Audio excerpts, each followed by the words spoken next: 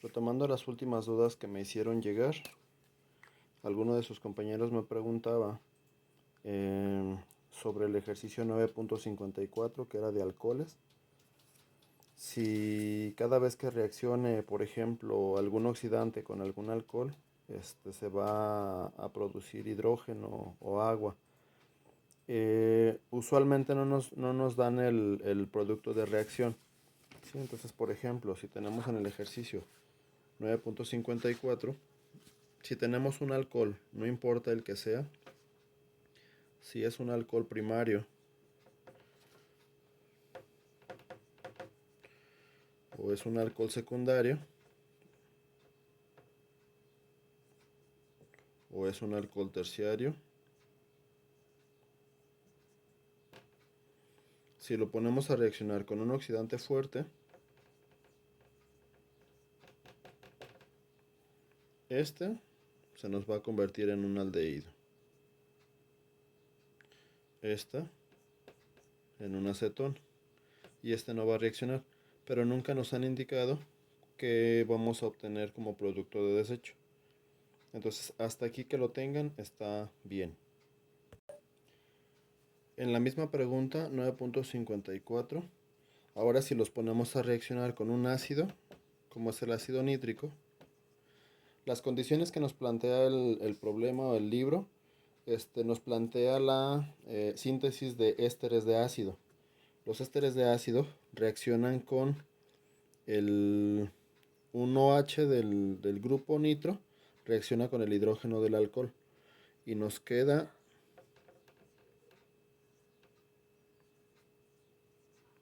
este producto. Si ustedes se acuerdan cuando vimos nitración en aromáticos, esto nos da, si lo descomponemos,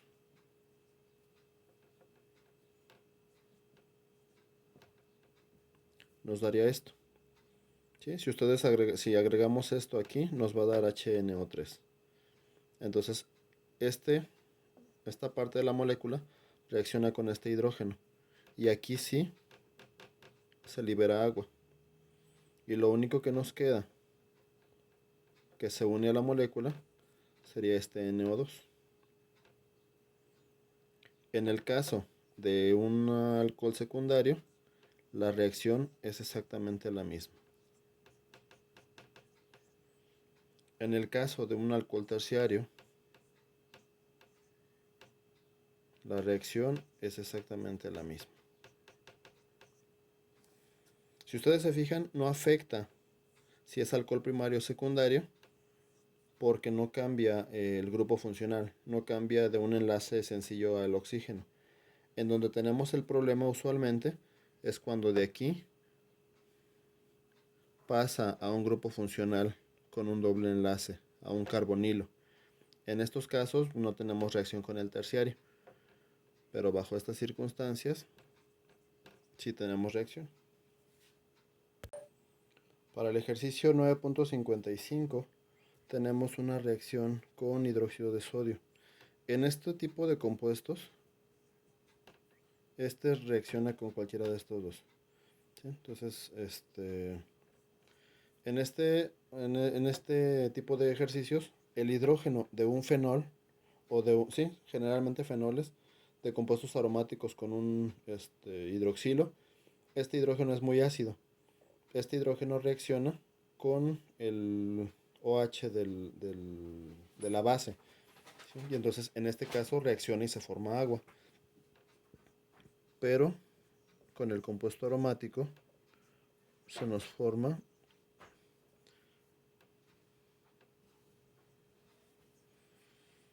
se separa se separa el sodio se une al oxígeno y el hidrógeno que se elimina al OH que se elimina y se forma agua. Lo mismo sucede aquí, bueno, aquí nos falta el cloro. Lo mismo sucede aquí, al reaccionar, el compuesto que obtengamos va a ser igual.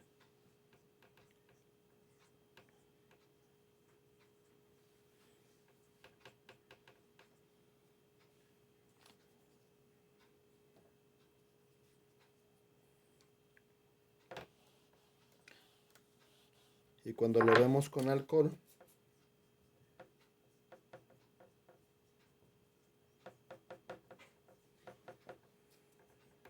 en la reacción del sodio metálico, el sodio reacciona directamente con el oxígeno desplazando al hidrógeno. Y entonces esto nos queda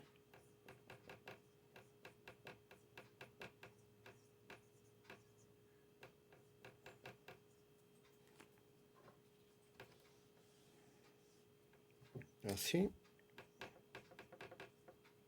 y se libera hidrógeno. Otra de las preguntas que tenían es cómo distinguir entre un alcohol y un fenol. Es muy sencillo. Este es un fenol. Ese es un alcohol. Los alcoholes tienen un grupo alquilo, que puede ser cíclico también. ¿Qué diferencia hay de este compuesto a este compuesto? ¿Ya la vieron? Los alcoholes pueden tener grupos alquilos cíclicos o lineales. Pueden ser alcoholes primarios, secundarios o terciarios. Los fenoles por fuerza llevan a este grupo pegado con ellos. En el ejercicio 9.61 tenemos una serie de reacciones de varios reactivos con varios epóxidos. Recuerden que cuando lo explicamos decíamos que cuando reacciona cualquiera de los reactivos nucleofílicos con este tipo de reacciones, lo que va a hacer es romper el enlace. Al romperlo, el oxígeno se va a quedar con uno de esos dos carbonos. Y el nucleófilo que tenemos aquí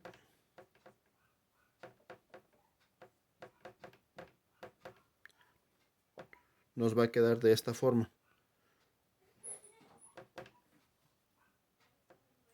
Este hidrógeno siempre va a reaccionar con el oxígeno, siempre vamos a formar un alcohol, este hidrógeno. Y este otro se va a unir a nuestro carbono que nos queda acá con carga positiva. Entonces, si aquí lo que tenemos es un oxidrilo, lo que se va a pegar aquí es un oxidrilo. Este funciona igual.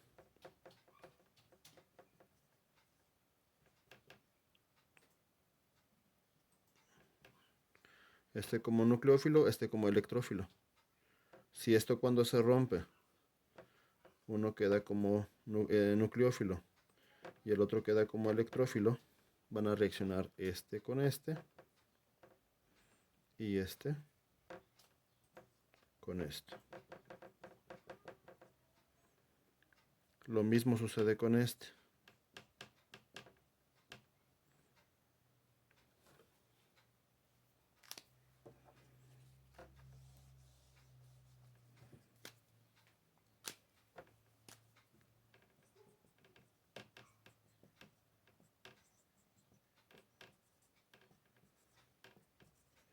Quedaría así. Lo mismo va a suceder si tenemos estos compuestos. Este es el electrófilo. Este es el nucleófilo. Al momento de romper, uno queda así, otro queda así. Y cuando tenemos 2 moles de este, el primer mol va a reaccionar de esta forma, formando un alcohol con un halógeno. Pero el segundo mol va a atacar directamente al grupo alcohólico y nos va a dar ese producto. Como se liberaron los dos oxígenos se liberó el oxígeno del epóxido y quedaron libres los dos hidrógenos, nos queda una molécula libre de agua. Para la síntesis de éteres de Williamson tenemos la reacción se supone que se produce a partir de alcoholes. Las dos reacciones van a iniciar con un alcohol, pero uno de los alcoholes va a reaccionar con sodio.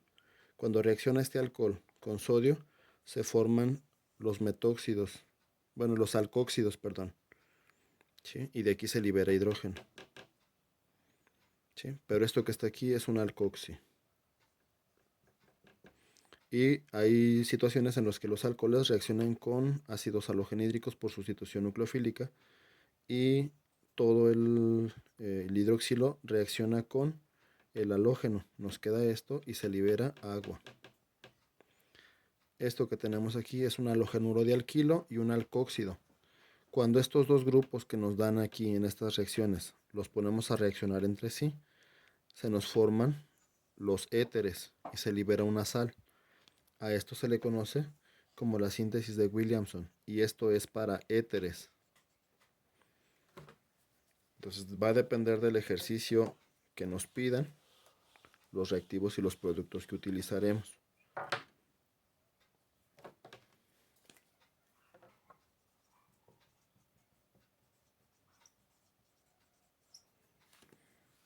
Si queremos el metoxipropano, metoxi es este compuesto y propano es este compuesto. Este es una R, este es otra R. Entonces tenemos dos rutas diferentes para hacerlo.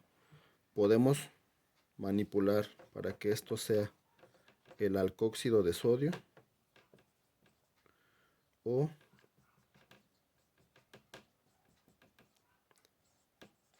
para que este sea el alcóxido de sodio. En caso de que este sea el halogenuro de alquilo, va a ser el otro. Y al momento de reaccionar este compuesto con este compuesto, aquí se forma la sal y con estos dos se forma el éter. Por el contrario, si tenemos este como alcóxido de sodio,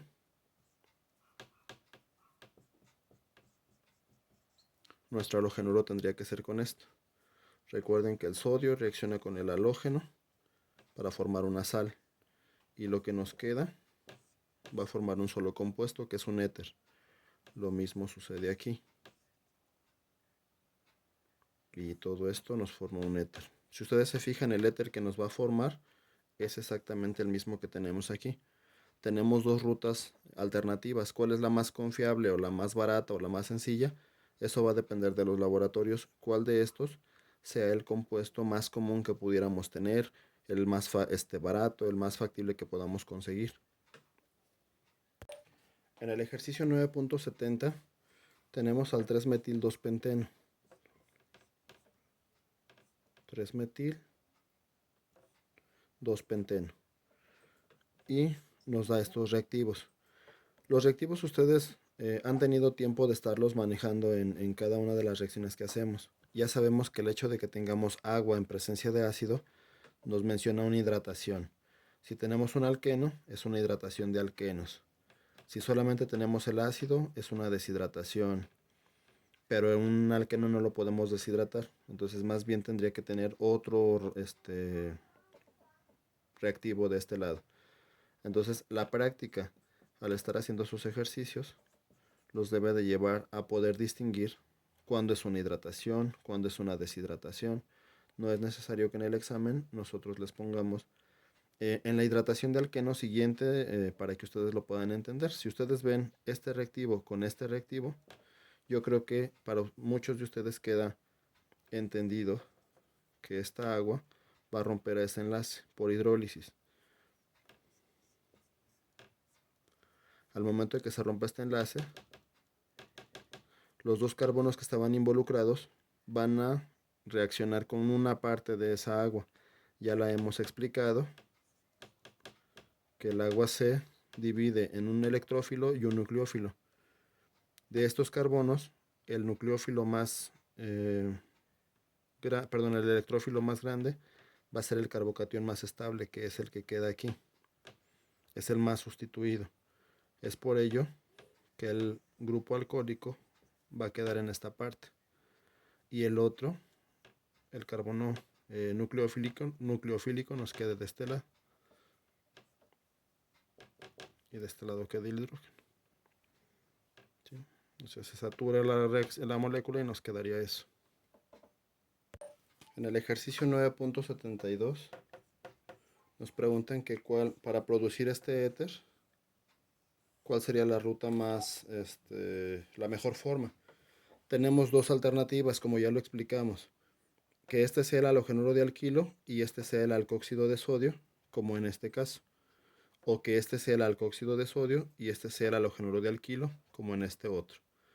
¿Cuál de los dos casos va a ser el más sencillo? regresamos a lo mismo. Quizá tendría que ver con el reactivo más común que nosotros podamos utilizar. Y es por ello que yo supondría que esta es la forma más sencilla de hacerla. Porque metanol es sencillo de conseguir, es un poco caro, pero es sencillo de conseguir para poderlo poner a reaccionar con sodio y poder producir el metóxido de sodio. Y el alcohol isopropílico,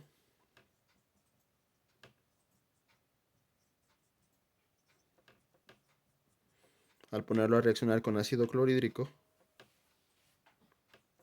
nos daría el cloruro de propilo, de isopropilo. ¿Sí? Entonces yo creo que este sería muchísimo más común que tener el metanol para ponerlo a reaccionar con ácido clorhídrico y el alcohol isopropílico con sodio. Sí, entonces básicamente yo considero que ambas rutas son igual de sencillas, pero nosotros nos inclinamos por la primera ruta. Cuando ponemos a reaccionar el metanol con el sodio y el isopropanol con el ácido clorhídrico, nos quedan estos dos productos. Al poner a reaccionar este con este, se nos forma este producto. Al poner a reaccionar estos otros dos, nos va a dar exactamente lo mismo, pero a lo mejor el producto de síntesis de este pudiera ser un poquito más laborioso, más complejo, un poquito más caro. Después de alcoholes y éteres nos pasamos a carbonilos, que es reacciones con aldehídos y cetonas, y la pregunta en el 1135. Todas las reacciones que vamos a ver en el 1135 son con reactivos de Grignard, y generalmente los reactivos de Grignard van a reaccionar con un carbonilo, que puede ser en una acetona o en un aldehído, y podemos tener una serie de reactivos de Grignard como los halogenuros de alquil magnesio. Pueden ser con cloro, pueden ser con bromo. También tenemos otros reactivos de Grignard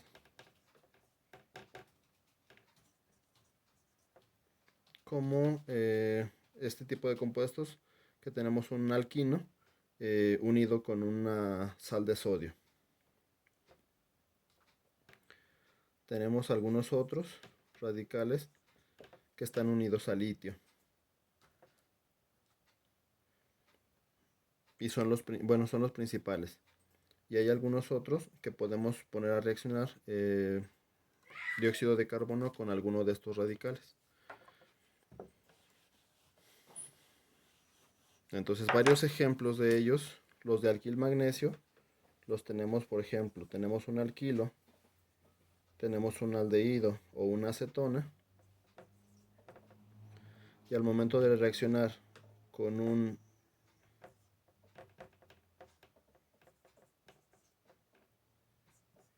halogenuro de alquil magnesio, al reaccionar con un aldehído o con una acetona, la reacción es la misma. Ataca directamente uno de los enlaces del carbonilo.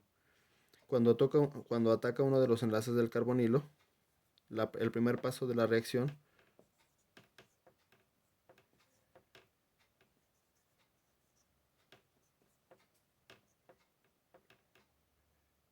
voy a desplazar a la parte de abajo para que puedan ver que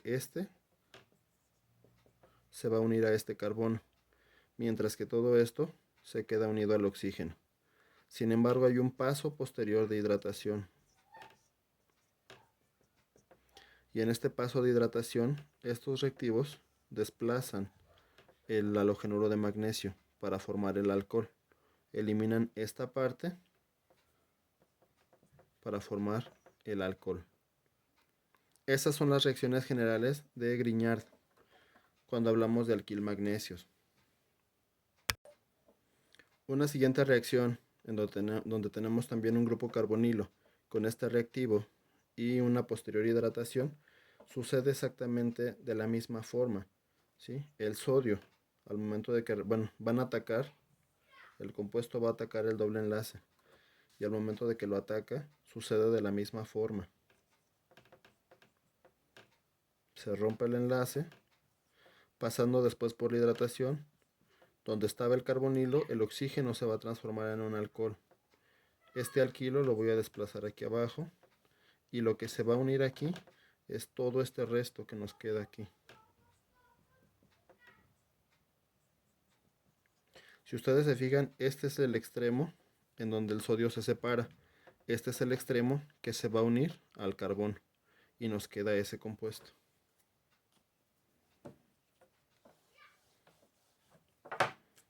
Si lo hacemos con litio es exactamente el mismo caso.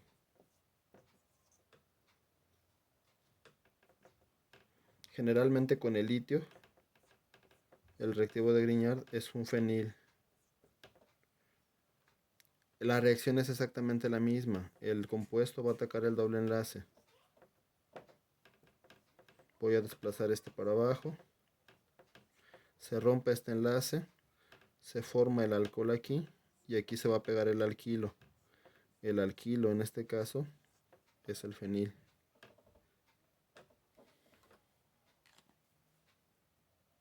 Y por último, en el 1136,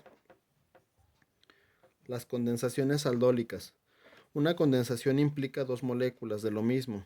¿Sí? Esta es una molécula. Necesitamos dos moléculas de lo mismo en presencia de un medio básico. Cuando esto reacciona en presencia de un medio básico, los dos carbonos relacionados van a ser estos dos, el del carbonilo y el de atrás. Entonces, en la primera molécula, que es la que nos va a quedar atrás, toda esta parte se conserva.